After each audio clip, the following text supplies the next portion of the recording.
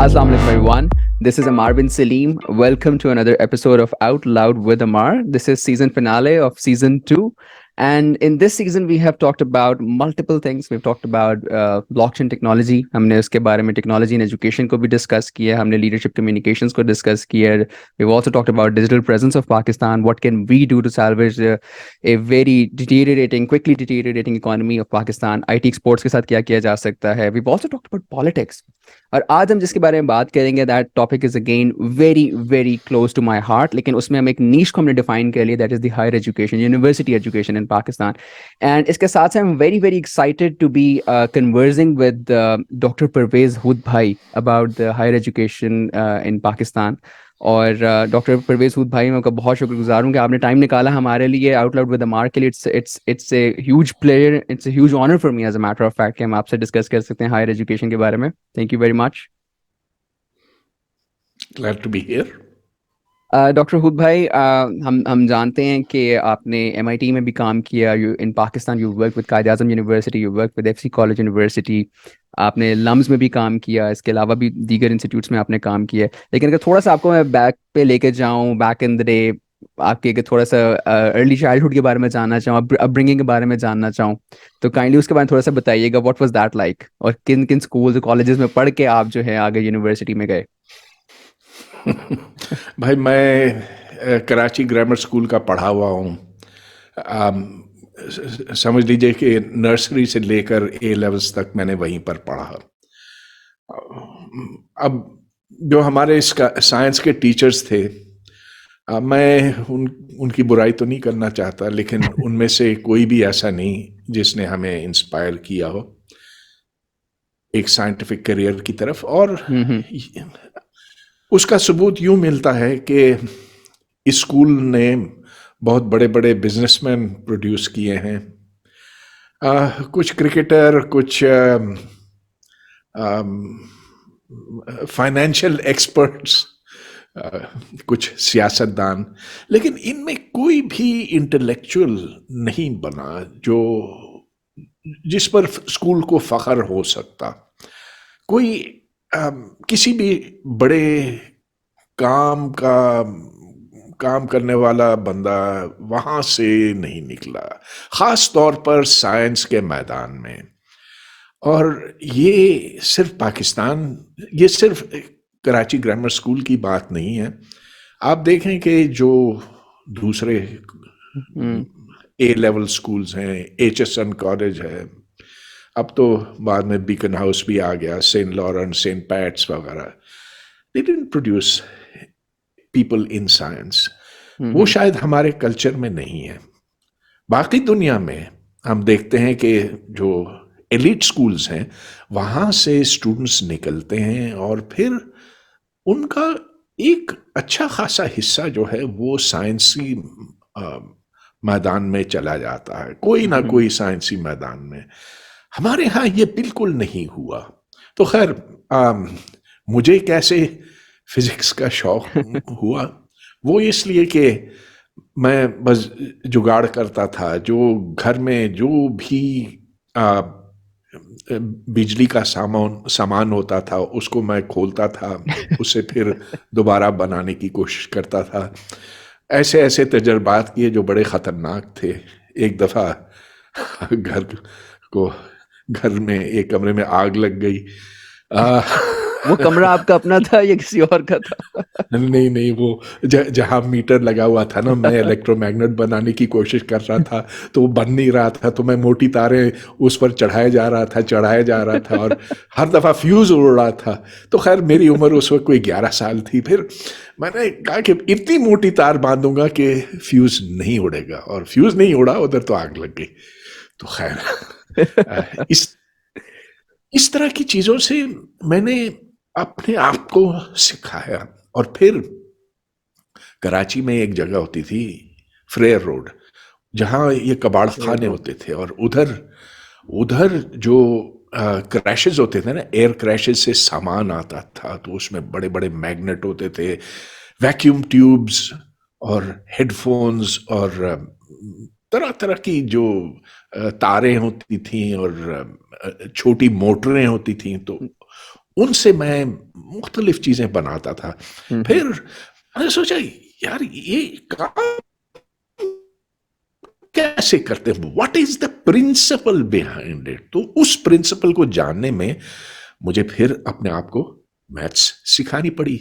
हम्म। और जब मैंने मैथ्स पढ़ना, उस लेवल की मैथ्स पढ़ना शुरू किया, कैलकुलस और फिर फूरियर सीरीज, तो फिर मैंने कहा कि वाह, ये वो चीज़ है जो मैं आगे भी करना चाहूँगा। तो करना इस तरह चाहोगे। से मुझे एमआईटी में दाखिला भी मिल गया। और जब मैं वहाँ गया, मैंने तो ये सोचा था कि मैं ये इंजीनियरिंग करूँगा। वाह, इंजीनियरिंग से बेहतर चीज़ क्या हो सकती है।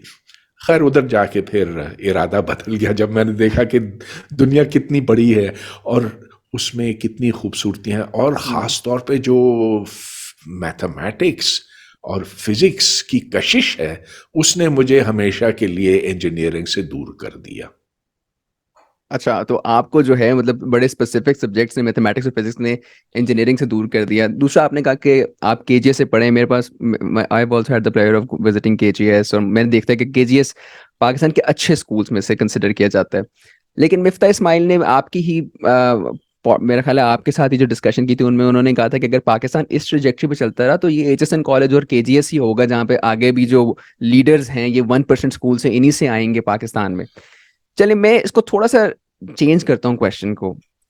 इतने अच्छे स्कूल में जाके भी आप कह रहे हैं कि मेरा मेरा वो रुझान नहीं क्रिएट हो सका, या उन्होंने वो नहीं, उसमें मुझे इतना हेल्प नहीं किया। आपके ख्याल से क्या ऐसी रीजन है कि पाकिस्तान में बच्चों का रुझान साइंस की तालीम की तरफ तो आता ही नहीं है?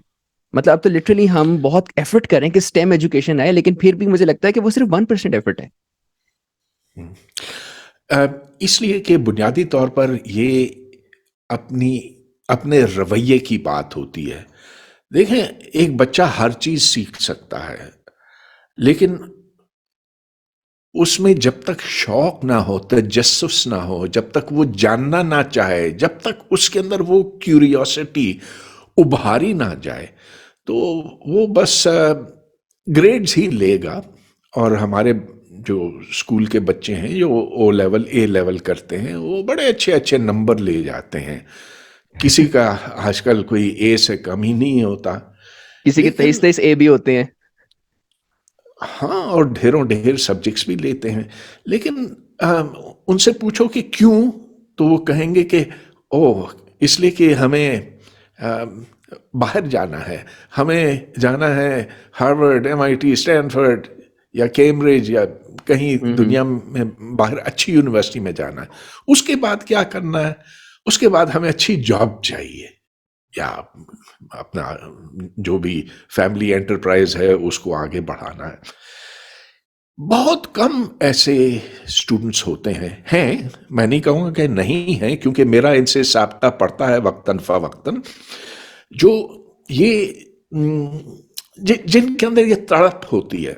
अब एक हम्म। इंसान के अंदर तड़प क्यों पैदा होती है, मैं इसका कोई जवाब नहीं दे सकता। हम्म। अपनी बात तो मैंने कर ली कि आ, मेरे अंदर ये चीज़ थी कि ये मैग्नेट क्यों बनता है, ये गेयर्स, आप छोटे गियर को के साथ बड़े गियर को चलाते हैं तो वो आहिस्ता क्यों हो जाता है, और उसमें ज्यादा ताकत, टॉर्क क्यों आ जाता है, ये चीजें।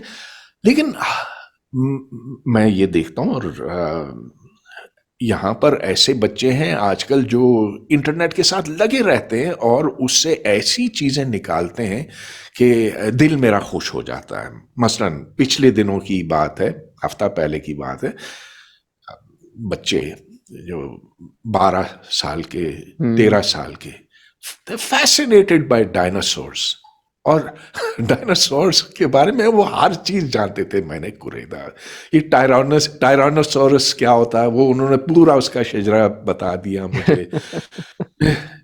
ये फिटोसोरस क्या है, पाइथोसोरस क्या है, they knew everything. So these are rarities, and we hmm. need to cultivate these rarities. They are there, but they're very, very few. We need to cultivate this. अच्छा, थोड़ा सा इसको डायमेंशन इसकी फर्दर चेंज करते हैं। Pakistan almost default करके है, बल्कि कई लोग तो कहते हैं कि तकरीबन टेक्निकली पाकिस्तान डिफॉल्ट हो चुका है। As a matter of fact, I was just reading an article yesterday. Pakistan के स्टेट बैंक के रिजर्व्स डॉलर्स के 4.3 बिलियन डॉलर्स हैं। एड आ गई, तकरीबन $10 बिलियन की कमिट हो गई, प्लेज हो गई है, आती है नहीं आती, चलें $2 बिलियन की फर्दर इन्वेस्टमेंट आ जाएगी, थोड़ी देर के लिए peanuts are good to Pakistan, to keep Pakistan running. आपको क्या लगता है कि एजुकेशन सेक्टर हमारा, हायर एजुकेशन हो या प्राइमरी एजुकेशन हो या सेकेंडरी हो, कितनी जिम्मेदार है इस चीज़ के कि आज पाकिस्तान डिफॉल्ट कर गया? और ये मैं क्वेश्चन इसलिए पूछ रहा हूँ क्योंकि हमें ना अक्सर एग्जांपल दी जाती थी कि श्रीलंका जो है वो भी देखें, वो उसमें कहाँ तालीम कहाँ चली गई, लिटरेसी रेट श्रीलंका में तकरीबन 100% है, मगर वो तो डिफॉल्ट कर गया। तो क्या एजुकेशन सिस्टम को ब्लेम किया जा सकता है अपने इकोनॉमिक डिफॉल्ट के लिए भी? हम अपने एजुकेशन सिस्टम को ज़रूर कसूरवार ठहरा सकते हैं, इसलिए कि यहाँ ऐसे लोग नहीं निकले हैं जो अम, मुलाजमत के काबिल हैं, जो आला अच्छी मुलाजमतों के काबिल हैं। जब यहाँ सरमायाकारी होती है, और चाइनीज़ ने कितनी सरमायाकारी की है, उसका हम फ़ायदा क्यों नहीं उठा सके? इसलिए कि यहाँ पर वो लेबर नहीं है, वो स्किल्ड टेक्नीशियंस नहीं हैं और इंजीनियर्स नहीं हैं। मैनेजर्स हमारे यहाँ बहुत ज़्यादा है। यहाँ हर बंदा जो है, जो इंजीनियरिंग स्कूल में भी जाता है, वो मैनेजर बन के निकलता है। मगर वो जो कोई नई चीज़ बना सके, जो जिद्दत पैदा कर सके, ऐसे बहुत कम है। नतीजा ये कि आप देखें कि जो पाकिस्तानी यहाँ से जाते हैं, मैं ओ ए लेवल को नहीं इसमें शामिल करता, लेकिन जो मशरक़ ठीक है। वस्ता जाते हैं, तो उनमें 97% is manual and low level labour. Labour. Taxi driver, खानसामा, सड़क खोदने वाला, ऐसी जॉब्स मिल जाती हैं। हाँ, कुछ बेहतर जॉब्स भी हैं, कुछ टेक्नीशियंस की, कुछ नर्सेस की, लेकिन वो भी बहुत कम है। जो टॉप लेवल मैनेजर्स, हम्म। प्रोफेशनल्स, हम्म। डॉक्टर्स, प्रोफेसर्स, ऐसे सिर्फ 3% हैं। क्यों? इसलिए कि यहाँ पर कोई प्रोडक्शन ही नहीं है। और अब आप देखते हैं कि हमारे डॉक्टरों को सऊदी अरब से वापस कर दिया, कोई कहा कि हम रिकग्नाइज नहीं ये कर रहे उनको। पाकिस्तान की डिग्री, मेडिकल डिग्रीज नहीं मानते। अमेरिका ने ममानियत लगा दी है। यहाँ तक कि जो आगा खान यूनिवर्सिटी के ग्रेजुएट्स हैं, वो भी परेशान हो रहे हैं इस चीज़ से। तो this is an utter this is proof of the utter failure of Pakistan higher education system. Doctor Pervez Hoodbhoy, ये बताइएगा मुझे कि इंडिया भी हमारे साथ ही आज़ाद हुआ। वैसे अब तो खैर मुझे इंडिया के कंपैरिजंस देना लिटरली बहुत मुश्किल लग रहा है, क्योंकि मेरा ख्याल है अब कंपैरिजंस अब बनते नहीं है, लेकिन क्योंकि हम ये कह सकते हैं कि साथ साथ दोनों मुल्क आज़ाद हुए, कल्चर ऑलमोस्ट काफ़ी ज़्यादा सिमिलर है, चैलेंजेस शुरू में कुछ हद तक कह सकते हैं सिमिलर रहे हैं। इंडिया के लोगों को जॉब मिल जाती है, टेक्निकल स्किल्स उनके पास ज़्यादा है। उनके पास टेक्निकल स्किल्स क्यों ज़्यादा है? Top notch companies, blue chip companies, top tier companies में हमें इंडिया के सीईओज नजर आते हैं। पाकिस्तान के सीईओ, मुझे अगर मैं दो तीन कंपनी बता सकूं तो शायद केएफसी में पाकिस्तान के सीईओ होंगे, या दो तीन और कंपनी ऐसी होंगी जिनका मुझे एक आम आदमी को पता होगा। ऐसी क्या रीजन है जो इंडिया ने सही कर ली और हम नहीं कर सके सही अपने सिस्टम के अंदर, एजुकेशन सिस्टम में?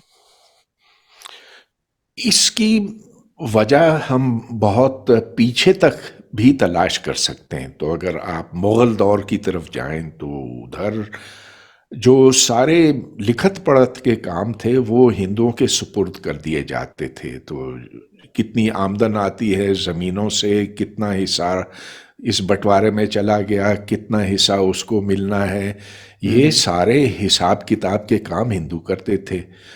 जो तिजारत का काम था, वो भी हिंदू करते थे। बस मुसलमान का काम था कि वो शिकार करे, ज़मीनों का की देखभाल करे। और इस तरह से एक एक डिफरेंशिएशन ऑफ लेबर आ गया। हम्म। तो हाँ, गरीब मुसलमान भी थे, अमीर भी थे, लेकिन जो अमीर थे उनका शौक ज़्यादा शायरी से, लेजर मुसव्वरी से। से, हाँ हाँ, मौजें उड़ाना, ये था। अब जब अंग्रेज आया, तो अंग्रेज को ज़रूरत थी ऐसे लोगों की जो अंग्रेज का पूरा निज़ाम संभाल सके।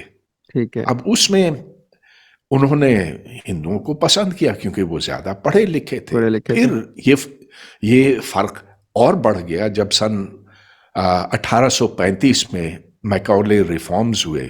हम तो उसको बहुत बुरा कहते हैं ना, हम कहते हैं कि अंग्रेज़ ने अपनी तालीम हम पर मुसल्लत करने की कोशिश की और मुसलमानों ने इसको मुस्तरद कर दिया, कहा कि हमारे पास मदारिस हैं, हमारे पास वो तालीम है जो ऊपर से उतरी है और हमें सिर्फ एक किताब की ज़रूरत है, वो किताब हमारे पास पहले से मौजूद है, तो तुम जाओ, हमें ना साइंस सीखनी है ना अंग्रेज़ी सीखनी है, तुम जाओ तुम्हारा काम जाने।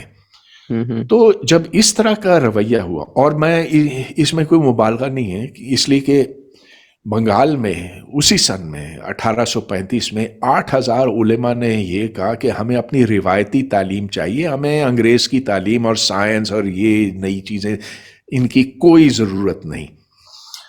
तो बात आगे चलती चली गई, मुसलमान प्रोफेशंस में निस्बतन कम किरदार अदा करते रहे, और फिर जब 1947 का वक्त आया, जब तकसीम का वक्त आया, तो आप ये देखते हैं कि अक्सरियत पढ़े लिखों की हिंदू थी और बहुत कम, शाज़ और नादिर आपको कोई पाकिस्तानी मुसलमान उस वक्त ऐसा, हाँ उस वक्त मुसलमान मिलता जो डिग्री याफ्ता होता। और चलिए डिग्रियां तो फिर भी कुछ कुछ के पास होती थी, लेकिन जिसने अपने शोबे में कोई कमाल दिखाया होता। सो Pakistan started with bad initial conditions. ये फर्क तो उस वक्त से था। आपने कहा ना कि शुरू के ज़माने में इतना ज़्यादा फर्क नहीं था, वो भी किसी हद तक बात ठीक है। आखिर मुसलमान कुछ बेहतर करने लगे थे। मैं समझता हूँ कि सन 47 से लेकर कोई सन 70 तक बेहतरी आती चली गई तालीम के शोबे में। ये याद रहे कि एक ही यूनिवर्सिटी थी तकसीम के वक्त, और वो पंजाब यूनिवर्सिटी थी और कोई नहीं थी। कराची यूनिवर्सिटी उस वक्त यूनिवर्सिटी नहीं थी, इदारा था, लेकिन वो बम्बई के साथ जुड़ा हुआ था, उसके साथ मुंसलिक। हाँ, तो कुछ बेहतरी आती गई अंटिल द 70s, और उसके बाद यके बाद दीगरे खराब इक़दामात उठाए गए। एक तो ये कि जो नेशनलाइजेशन का अमल हुआ जो भुट्टो ने किया, एक तो ये कि इंडस्ट्री उससे तबाह हुई, लेकिन दूसरा ये कि जो पब्लिक जो तालीम का मेयार है वो गिर गया। और फिर जब ज़ियाउल हक आया तो उसके बाद फिर एक और चीज़ शुरू हुई कि तालीम को प्रोपेगेंडा के लिए, नज़रियात के प्रचार के लिए इस्तेमाल किया गया। और उसमें फिर जो मालूमाती, जो स्किल डेवलपमेंट है और जो मेंटल डेवलपमेंट है वो मांद पड़ गई।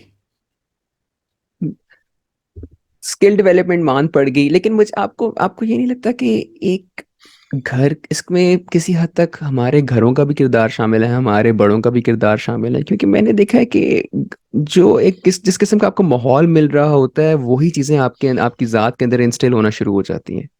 मुझे ऐसा नहीं लगता कि पाकिस्तान में जो एक हमारा घरेलू माहौल है वो ऐसा है जहाँ फोकस किया जाए कि हाँ जी इस टाइम के बाद आपने किताबें पढ़नी है, आपको तजस्सुस होना चाहिए, तो आपने यूट्यूब पे कोई वीडियो देखनी तो वो भी इस तरह की होनी चाहिए कि एजुकेशनल हो।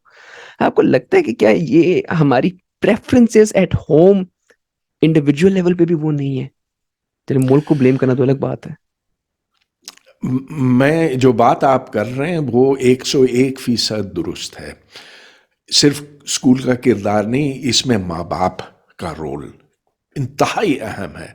और ये मैं आजकल काफ़ी करीब से देख रहा हूँ, इसलिए कि हमने यहाँ पर एक इदारा शुरू किया है द ब्लैक होल के नाम से।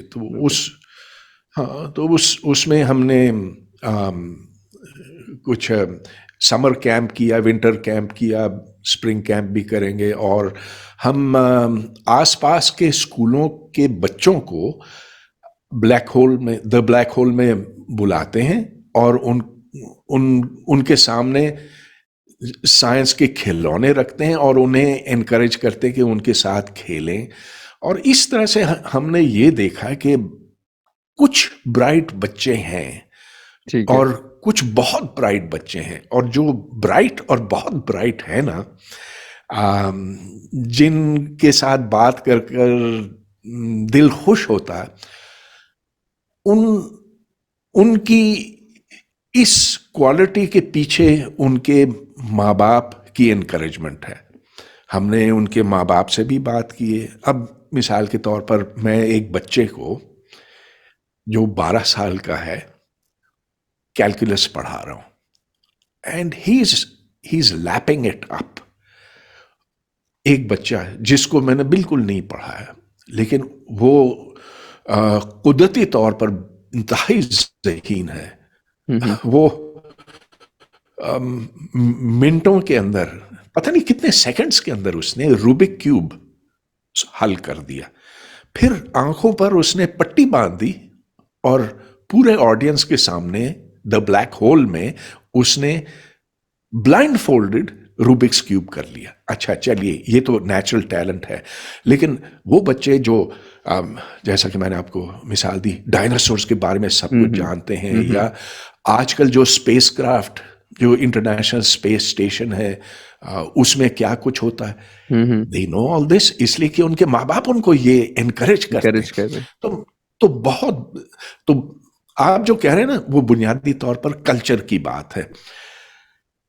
जो अगर आप ये सवाल करें कि दुनिया के बेहतरीन साइंसदान ज्यूइश क्यों है, यहूदी क्यों है, उसके पीछे ये है कि उन बच्चों की तालीम उनके वालिदैन इस सीरियसनेस के साथ करते हैं कि वो उन्होंने बच्चों को तकरीबन घेर लिया होता है। दे डोंट बर्डन देम, लेकिन उनकी जो कुदरती सलाहियतें हैं उनको वो उभारते हैं। और नतीजा ये कि जो नोबेल प्राइज आपको किसी भी शोबे में मिलेंगे ना, मेडिसिन हो, केमिस्ट्री, फिजिक्स, जो भी हो, they are mostly taken by Jews. हालांकि वो आटे में नमक के बराबर हैं आबादी के लिहाज आबादी के हवाले से आपने बात की, आबादी के हवाले से, और आपको नोबेल प्राइज विनर्स जो हैं वो जूश मिलेंगे। मुझे याद है मैंने कुछ अर्सा पहले एक क्वेश्चन किया, एक मेरे जानने वाले जो कि इंटेल में काम करे, तो मैंने उनसे ये क्वेश्चन किया कि आप अमेरिका में होते हैं, इंटेल में काम करते हैं, बड़ी अच्छी कंपनी है, आपको क्यों ऐसे लगता है कि इंडियन सीईओ ज़्यादा हैं और पाकिस्तानी सीईओज कम है? उन्होंने जो मुझे आंसर दिया, मैं उस पर खामोश तो हो गया क्योंकि कुछ कह नहीं सकता था, प्लेटफॉर्म ऐसा था। उन्होंने कहा कि it's just because of the number, they are more in number there, so that's why they have more opportunities, और उसकी वजह से जो है उनकी विजिबिलिटी ज़्यादा है। मैं कंप्लीटली डिसएग्री। अगर ऐसी बात ही है तो इसराइल जैसे मुल्क को तो फिर होना ही नहीं चाहिए, जित के इतने थोड़े से लोग हैं। इसका मैं आपको थोड़ा सा और सबूत दूं। आप अगर कोई सी भी अमेरिकन यूनिवर्सिटी लें, उसके डिपार्टमेंट ऑफ मैथमेटिक्स या फिजिक्स को देखें, तो तकरीबन हर डिपार्टमेंट में अगर फर्ज कीजिए कि 30 या 40 फैकल्टी मेंबर्स हैं, तो 3, 4, 5 उनमें चाइनीज होंगे और 3, 4, 5 इंडियंस होंगे। पाकिस्तानी एक भी नहीं। मैंने अमेरिका में जो मैथमेटिक्स डिपार्टमेंट की फैकल्टी के नाम देखे हैं, and there is not even one Pakistani sounding name. तो अब why do we have exactly zero representation in mathematics? वो इसलिए कि हमारे यहाँ उसकी रिवायत ही नहीं है, यहाँ वो पढ़ाने वाले नहीं हैं, यहाँ उसका शौक दिलाने वाले नहीं हैं। वो तो नहीं है ये बहुत बहुत बड़ा फर्क है इंडिया और पाकिस्तान में। और जितना फर्क इंडिया और पाकिस्तान में है, इतना ही मैं समझता हूँ कि इंडिया और इसराइल में होगा। अभी तो इसराइल में। अच्छा डॉक्टर हुद भाई, आप थोड़ा सा बात करते हैं एजुकेशन सेक्टर में, हायर एजुकेशन के बारे में। आपने यूनिवर्सिटीज की बात की, या ये ओपिनियन सही है कोई जो भी एक बच्चा है जिसने अपना 12th स्टैंडर्ड कंप्लीट कर लिया, बैचलर्स के लिए यूनिवर्सिटी जाने लगे, क्या ये उनके दिमाग में ये होना ठीक है कि हम यूनिवर्सिटी इसलिए जाएं ताकि हमें अच्छी जॉब मिल जाए बाद में, हमारी एम्प्लॉयमेंट जो है वो एम्प्लॉयबल ज़्यादा हो जाए हम, और या फिर मेरे अपने अंदाजे में जो मुझे पता है, जो जामिया या यूनिवर्सिटी का जो एक जो बनाने का जो एक मकसद है, वो तो मेरा ख्याल है रिसर्च स्किल्स को तेज करना है। रिसर्च मुझे पाकिस्तान में नजर नहीं आती है सच। तो क्या वैसे ये ओपिनियन ठीक होगा बच्चों का कि वो यूनिवर्सिटी में इसलिए जाएं ताकि उनको कल को नौकरी मिल सके? अक्सरियत तो यही सोचती है ना, और इसीलिए ये देखा जाता है कि अगर कोई बच्चा उसके अच्छे ग्रेड्स हैं तो फिर उसको डॉक्टर बनना चाहिए, डॉक्टर नहीं हम्म। बन सकता तो चलो इंजीनियर बनना चाहिए, अगर वो नहीं तो फिर बिजनेस में जाना चाहिए। जो हम्म। बिल्कुल किसी काम के नहीं होते वो आते हैं ऐसे शोबाजात में, फिजिक्स और मैथमेटिक्स, जो बाहर की दुनिया में इसके बिल्कुल बरअक्स है। जो सबसे जहीन तेज तरार स्टूडेंट्स होते हैं वो जाते हैं इन शोबों में। Engineering is okay, economics is okay, वो ठीक है वो सब, लेकिन the hmm. Best, absolutely the best students go to physics maths because they are the most challenging.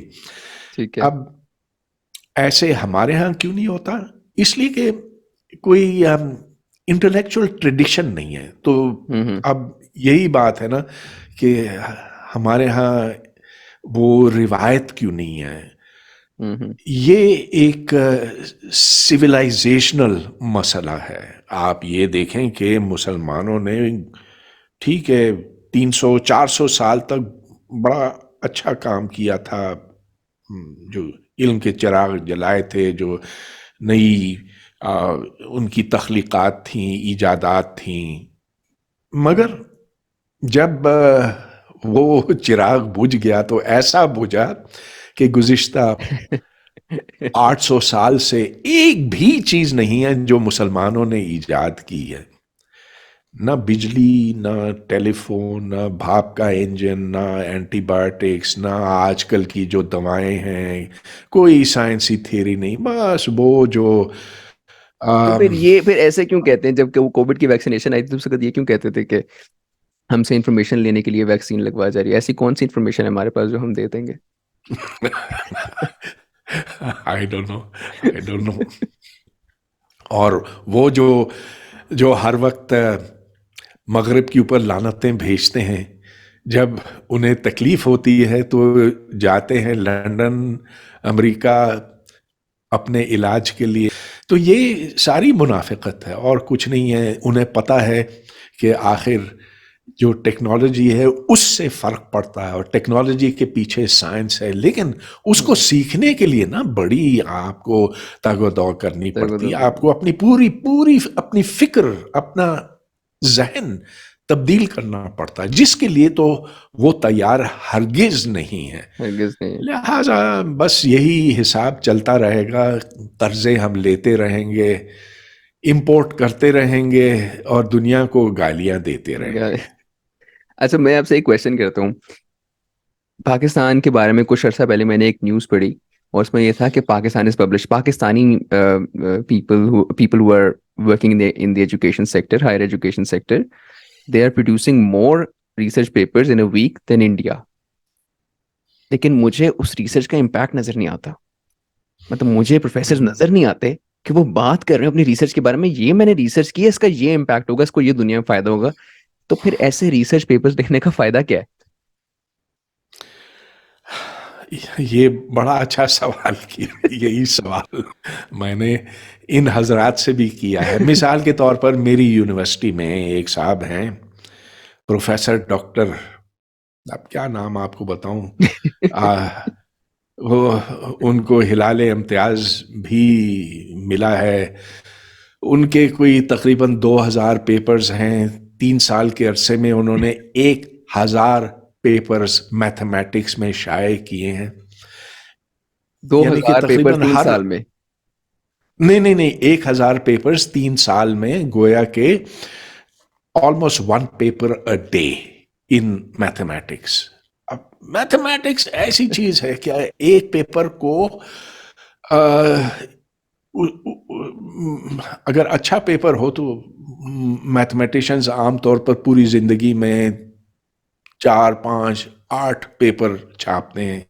जो पूरी बहुत जिंदगी में? पाए के लोग हैं, पूरी ठीक जिंदगी है, में। हाँ, जो ठीक है, कोई बहुत एक्सेप्शनल हो तो और बात है। ठीक है। मगर इन साहब ने कभी कोई सेमिनार नहीं दिया, कभी ये नहीं बताया कि उन पेपर्स के अंदर क्या है, और बस एक फैक्ट्री लगाई हुई है।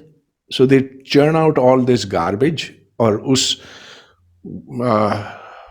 सॉरी इट्स नॉनसेंस की बिना पर उनको हिलाल इम्तियाज भी मिला, और बाकी जो हैं उनको भी हिलाल मिलते हैं, सितारे मिलते हैं, तमगे मिलते हैं, प्लस उनकी नौकरियां।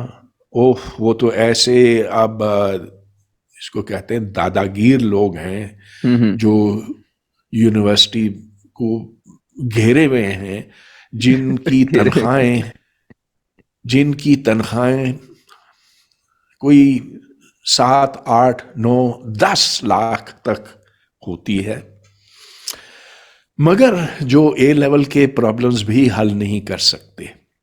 तो जब मैं ये कहता हूं कि पाकिस्तान का आला तालीमी निज़ाम बैठ गया है, कोलैप्स हो गया है, मुनहदम हो गया है, तो फिर उसमें कोई मुबालगा नहीं है।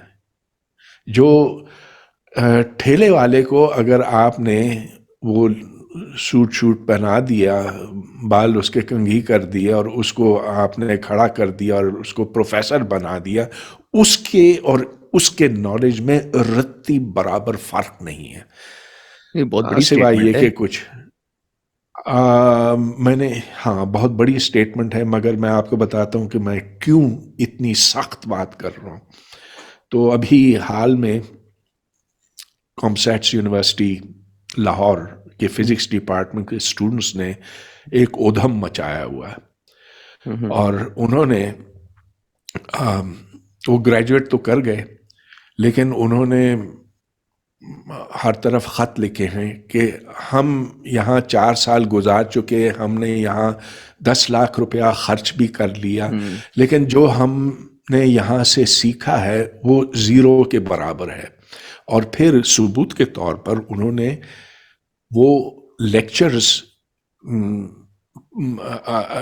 ईमेल में अपेंड किए हैं अटैचमेंट के तौर पर, जिनको आप खोलें तो आपको पता चलेगा कि ये वो लेक्चर्स हैं जो कोविड के ज़माने में ऑनलाइन दिए गए थे।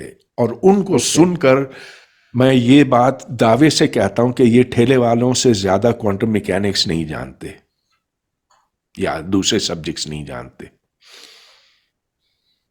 बिल्कुल। अच्छा। ये वैसे ये बड़ी एक पिछले दिनों कुछ एक स्टडी भी आई, स्टडी तो नहीं कहेंगे, थोड़ी बहुत रिसर्च कहेंगे। और आई थिंक उसका ये था कि एक जो सब्जी वाला है या जो एक फ्रूट वाला है, वो एक मुनासिब नौकरी पेशा आदमी से ज्यादा पैसे कमा रहा है पर मंथ अगर देखा जाए तो। और ये एक बड़ी सरप्राइजिंग बात है।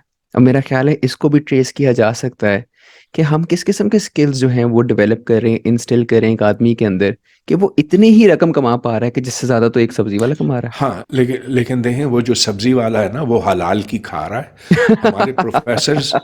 हमारे प्रोफेसर्स हराम खाते हैं। They don't know one damn thing about their subject.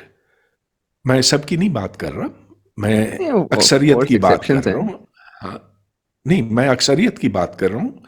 Exceptions हैं जो बहुत तंदही से, ईमानदारी से, मेहनत से काम करते हैं, स्टूडेंट्स को पढ़ाते भी हैं, अपने सब्जेक्ट को जानते भी हैं, मगर वो कितने हैं? 100 में 15 होंगे, 10 होंगे, आई डोंट नो। बाकी जो हैं 85, 90, हम्म। वो तो हराम खाते हैं। मैं तो ये समझता हूँ कि बहुत से डिपार्टमेंट्स हैं, बहुत सी यूनिवर्सिटियों में, जिनको बंद कर देना चाहिए। उनका होना ही नहीं, उनको ख़त्म करना इस मुल्क के मफाद में है। जो हम उसके ऊपर रकम ज़ाया कर रहे हैं, वो हम तालीम के दूसरे शोबों में इस्तेमाल कर सकते हैं, बेहतर तौर पर इस्तेमाल कर सकते इस्तेमाल हैं। कर। अच्छा डॉक्टर हुद भाई, एक बड़ा सिग्निफिकेंट, और मैं समझता हूँ कि आजकल के दौर में इसका आंसर हर ऐसे स्टूडेंट के पास जो किसी भी प्रोग्राम में जा रहा है, किसी भी यूनिवर्सिटी में, उसके लिए बहुत ज़्यादा अहमियत का हामिल होना शुरू हो गया है। वो है रैंकिंग्स का, कि किस यूनिवर्सिटी की क्या रैंकिंग है। एक तो मुझे लगता है इसके अंदर सबसे बड़ा प्रॉब्लम ये है कि रैंकिंग हमारे पास टाइम्स हायर एजुकेशन की रैंकिंग है, फिर क्यूएस की रैंकिंग है, फिर हायर एजुकेशन कमीशन की रैंकिंग है, फिर आपकी एक्रेडिटेशन बॉडीज की अपनी अलग रैंकिंग है। एक आम स्टूडेंट तो कंफ्यूज हो जाए इतनी सारी रैंकिंग्स में, मैंने किसके ऊपर रिलाई करना है। हायर एजुकेशन की रैंकिंग कुछ और कह रही है कि ये यूनिवर्सिटी जो है जी, ये पाकिस्तान में नंबर 1 है या नंबर 2 है। अगर आप जाके क्यूएस में चेक करेंगे तो उसकी रैंकिंग बिल्कुल ही कुछ और कहेगी, टीएचई की चेक करेंगे कुछ और कहेगी। या रैंकिंग का जो हमने सिस्टम एक बना लिया है, और वैसे ओवरऑल ग्लोबल है, हम भी उसमें उस दौर में शामिल हो गए हैं। क्या एक यूनिवर्सिटी के लिए रैंकिंग का पता होना जरूरी है, या इस दौड़ में शामिल होना जरूरी है, खसूसन पाकिस्तानी यूनिवर्सिटी के लिए? और मैं ये सवाल इसलिए भी पूछ रहा हूँ क्योंकि अब क्योंकि इतनी सारी बॉडीज आ गई हैं, कंफ्यूजन इतनी बढ़ गई है, तो कुछ ऐसी यूनिवर्सिटीज हैं जिनका मेरे ज़हन में, मुझे नहीं लगता कि वो नंबर 1 या नंबर 2 कंसिडर की जा सकती है, मगर उनको कुछ ranking bodies, international ranking bodies, उनको भी रैंकिंग दे रही है कि जी ये बहुत जबरदस्त यूनिवर्सिटीज हैं। तो एक आम आदमी तो कंफ्यूज हो जाएगा। तो आपके ख्याल से रैंकिंग बहुत कितनी जरूरी है? ये वाकई लोगों को कंफ्यूज करने वाली बात है, मगर ये जरा सोचें कि एक रैंकिंग ऑर्गेनाइजेशन, हम्म। क्यूएस हो जाए कोई और हो जाए, हम्म। अपने आप को इंटरनेशनल ऑर्गेनाइजेशन कहकर अपनी साख बढ़ाती है, मगर उनके तरीक़ाकार पर जरा गौर कीजिए।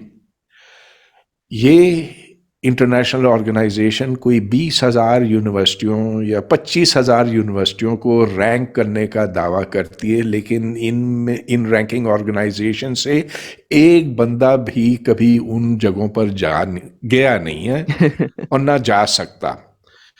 अगर जाए भी तो आप यूनिवर्सिटी जाकर क्या हेलीकॉप्टर से देखेंगे?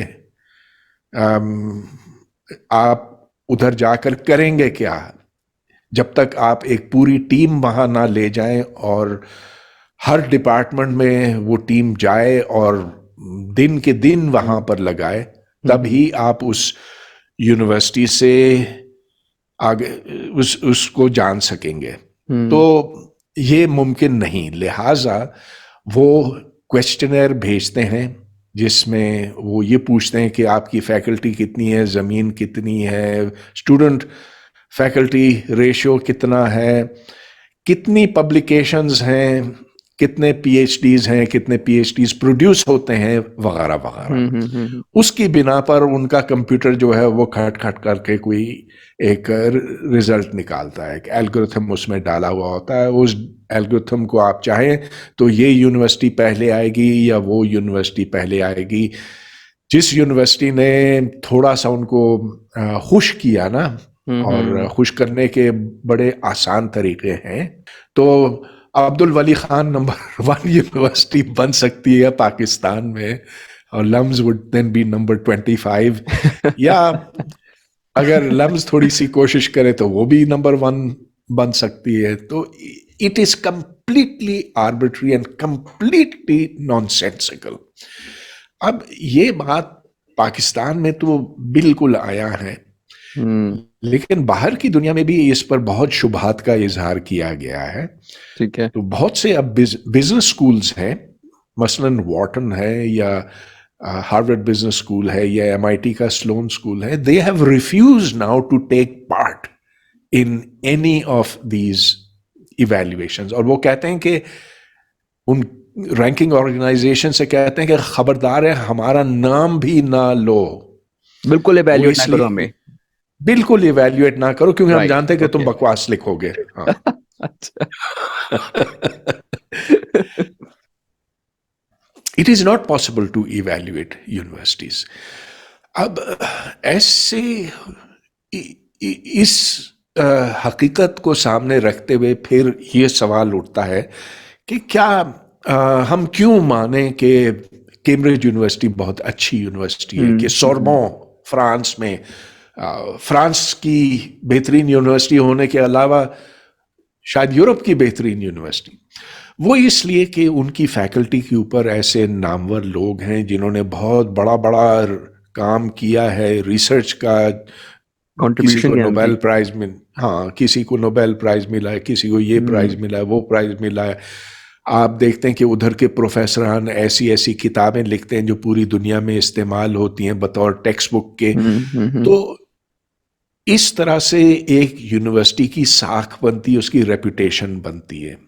जहाँ तक पाकिस्तान की बात है, खैर हमारे यहाँ बहुत कम ऐसे फैकल्टी मेंबर्स हैं जो किताबें लिखते हैं या जिन्होंने कोई बड़ा काम किया है।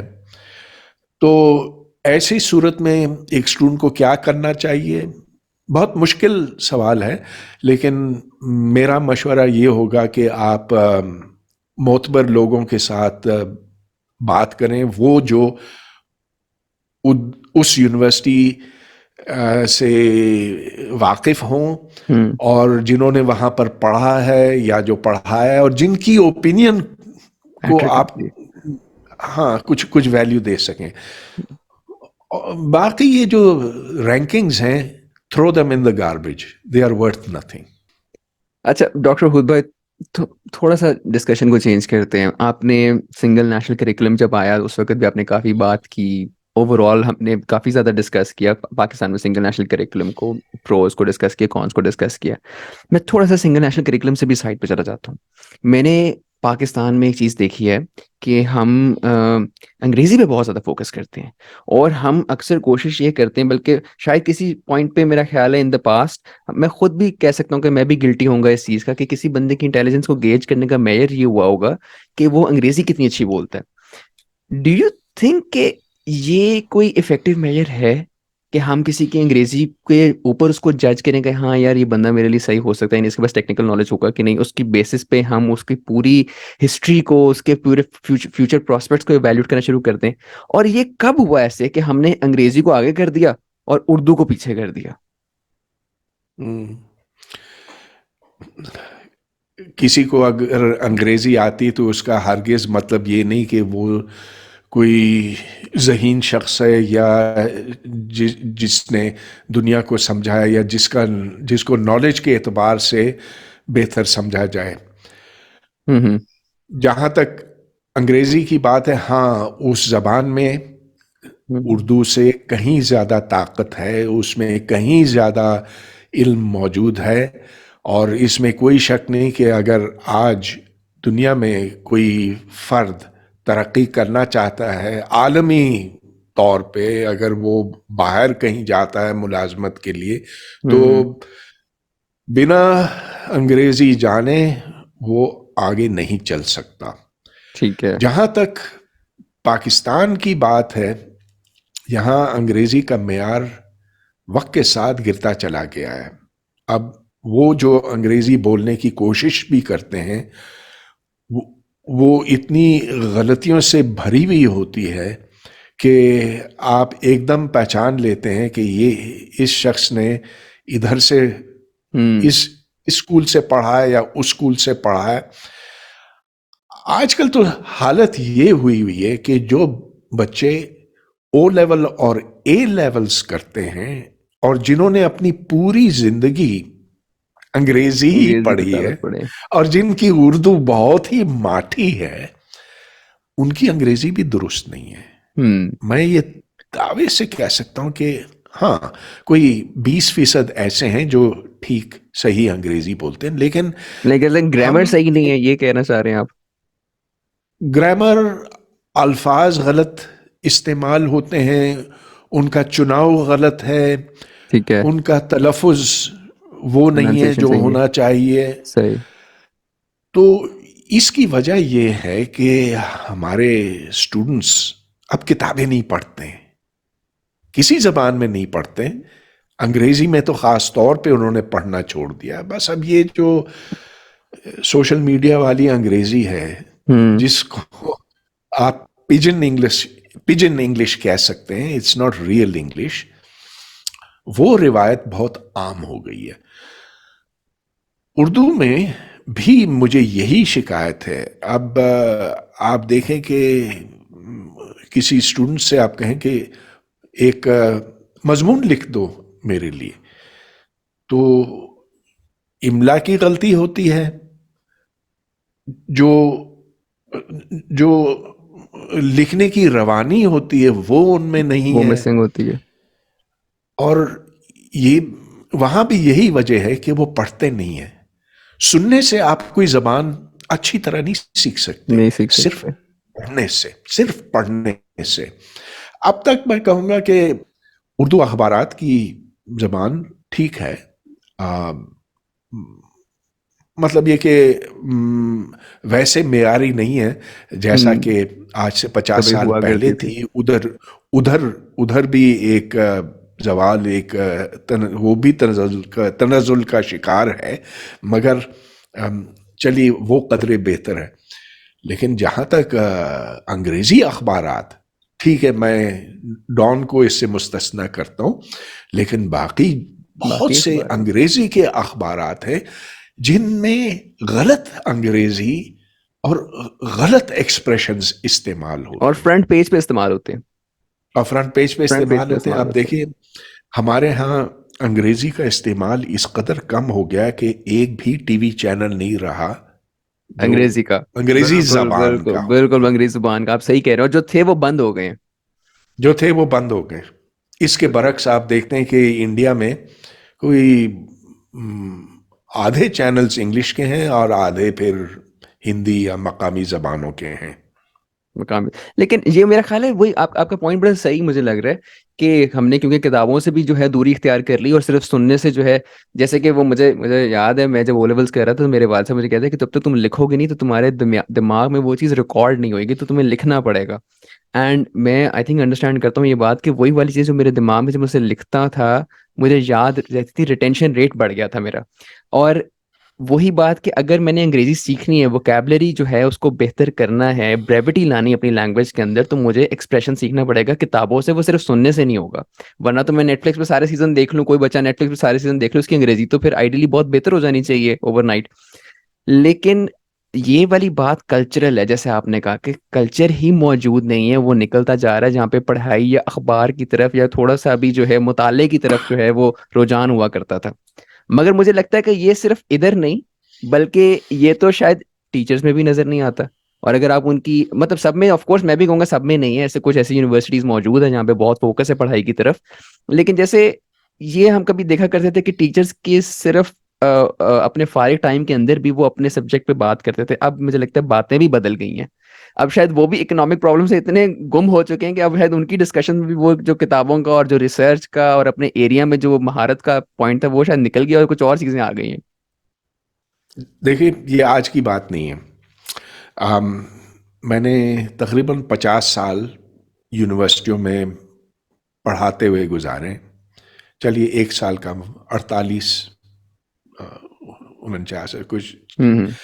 लेकिन जब हम टीचर्स प्रोफेसर्स बैठते हैं मेज के गिर्द चाय पीते हैं तो अपने सब्जेक्ट से मुतालिक शाज़ व नादिर कभी बात होती है। तो 50 साल में मुझे शायद ऐसे 5 6 मौके याद हैं जब फिजिक्स के ऊपर बात हुई है। राइट।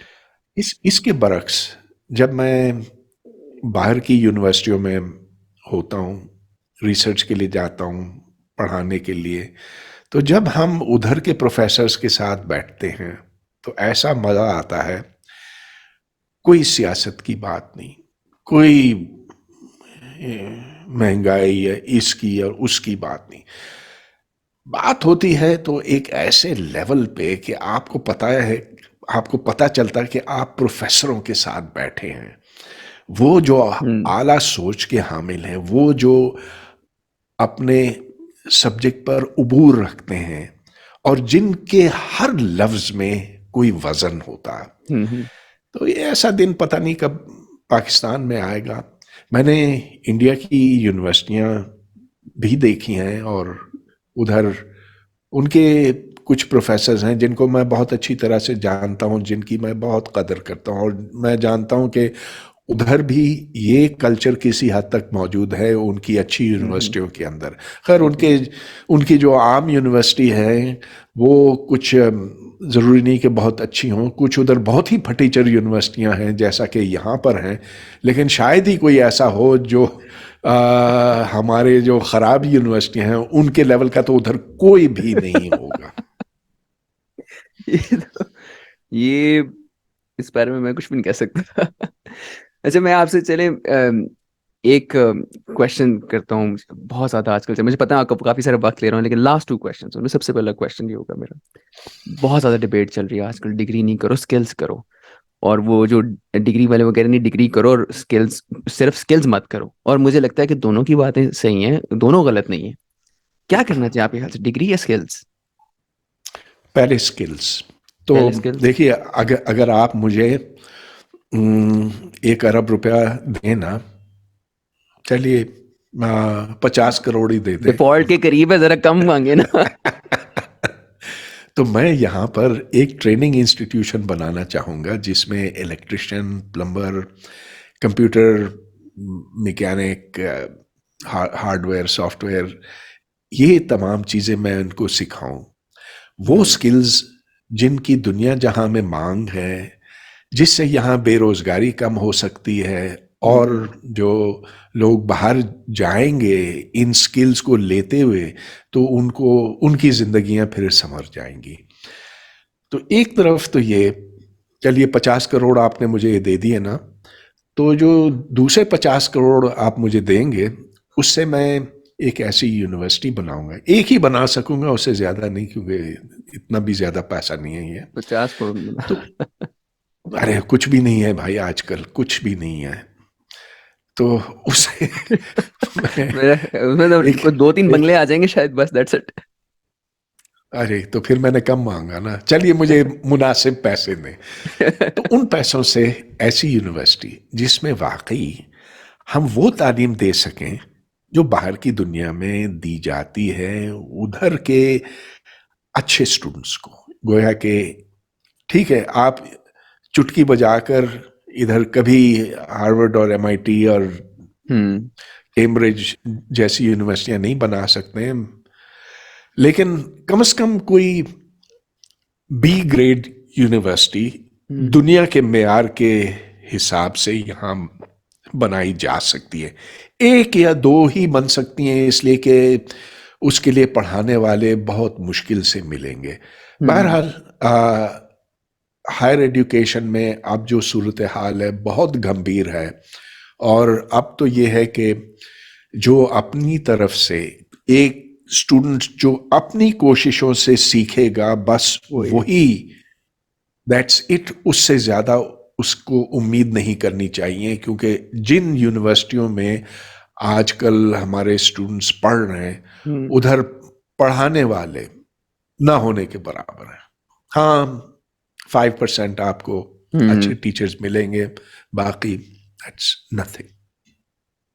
अच्छा, आपके ख्याल से, अगर मैं आपने माशाल्लाह पाकिस्तान में काफ़ी ज़्यादा आपने ट्रैवल किया है, आपके ख्याल से पाकिस्तान में कौन सी ऐसी यूनिवर्सिटीज़ हैं जो अच्छी हैं, अच्छा काम कर रही हैं, या चलो पोटेंशियल तो नज़र आ रहा है यार, ये कहीं जा रही है, कमिटेड है?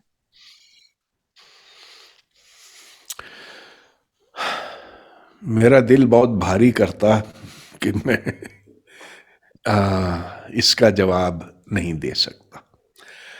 कोई ऐसी यूनिवर्सिटी नहीं है जो आलमी तौर पर यूनिवर्सिटी मानी जा सकती है पाकिस्तान में। प्राइवेट यूनिवर्सिटियां हैं, कदरे बेहतर हैं, बहुत महंगी हैं, बहुत महंगी हैं। उनमें कुछ अच्छाइयां हैं। लम्स में मैंने पढ़ा है, ठीक जगह थी। उससे बहुत बेहतर जगह कायदे आजम यूनिवर्सिटी थी। मैं कह रहा हूं थी, अब ठीक। नहीं है। अब हाँ, अब तो इन गुज़िश्ता 50 साल में तबाह हो गई है। अब आपको एक भी डिपार्टमेंट वहां ऐसा नहीं मिलेगा, कम से कम साइंसेज में।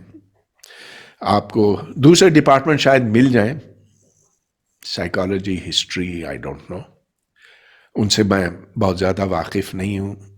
लेकिन कोई भी साइंस का डिपार्टमेंट आपको नहीं मिलेगा जो मेयारी है। सही। और देखें, कुछ ऐसे सब्जेक्ट्स हैं जहां मेयारी काम करना कदरे आसान है, कदरे आसान। जैसा ठीक है। कि बायोटेक्नोलॉजी है। हम्म। अब बायोटेक्नोलॉजी में बहुत एडवांसेस हुई हैं और उसको समझना वैसा मुश्किल काम नहीं है जैसा कि मैथमेटिक्स और फिजिक्स का है। Hmm. It's relatively more accessible. Okay. अब उसके लिए अगर ईमानदारी के साथ काम किया जाए, I think you can get together good departments of biotechnology और राइट। उसका असर एग्रीकल्चर के ऊपर बड़ा अच्छा हो सकता है। तो अब असर नो पाकिस्तान के आला तालीमी निज़ाम को बनाने की ज़रूरत है, उसको तामीर करने की ज़रूरत है। जिस डगर पे हम चलते आए हैं कि बस पीएचडीज निकालते चले निकालते जाओ, जाएं, रिसर्च पेपर्स पब्लिश करते ये जाएं। रिसर्च पेपर्स तो अब इतनी एक मजे का खेज चीज हो गई है कि लोग अब हंसते हैं। हाँ, आपको ये बताऊं कि आज ही मुझे एक दावत आई कि एक पेपर कंट्रीब्यूट करूं in the journal of cardiology. अरे भाई, कार्डियोलॉजी तो दिल के अमराज से मुतालिक है, मुझे क्या। हो सकता है उसमें कोई फिजिक्स का एस्पेक्ट हो, कोई फिजिक्स का एस्पेक्ट नहीं, मैथमेटिक्स का। बस तो कोई अगर ये कहे कि जर्नल ऑफ कैंसर रिसर्च में कंट्रीब्यूट करो, ये भी होता है, ये भी होता। तो आजकल हर किस्म की अनशन छपती है, उसकी तरफ कान धरने की कोई जरूरत नहीं। कोई जरूरत नहीं, बिल्कुल सही। बहुत शुक्रिया आपका डॉक्टर परवेज। मैं बहुत शुक्रगुजार हूँ आपका, आपने टाइम निकाला हमारे लिए। और एजुकेशन सेक्टर के ऊपर कम ऐसे लोग हैं जिनके साथ बात करने का बहुत मज़ा आता है, और खुसूसी तौर पे वो लोग जिनको पेन होती है कि पाकिस्तान का एजुकेशन सेक्टर जो है वो कहाँ चला गया और इसे कहाँ जाना चाहिए कि आगे चलो इकोनॉमी पे, जैसे हमने बात की, इसका डायरेक्ट इम्पैक्ट एक बनता है इकोनॉमी की सिचुएशन के साथ। तो वो अगर आज ये सही कर लेंगे तो मेरा ख्याल है in the decades to come, of course not the years, लेकिन in the decades to come इंशाल्लाह पाकिस्तान एक बहुत मजबूत सिचुएशन में हो सकता है अगर आज ये सिस्टम्स को जो है हम फिक्स कर लें। तो फिर से बहुत शुक्रगुजार हूँ आपका। और उम्मीद करता हूँ कि जब इस्लामाबाद आऊँगा तो आपसे ब्लैक होल में, द ब्लैक होल में जो है ज़रूर मुलाकात होगी। Good, you will be welcome, very welcome. Thank you very much doctor, bye, take care. ठीक।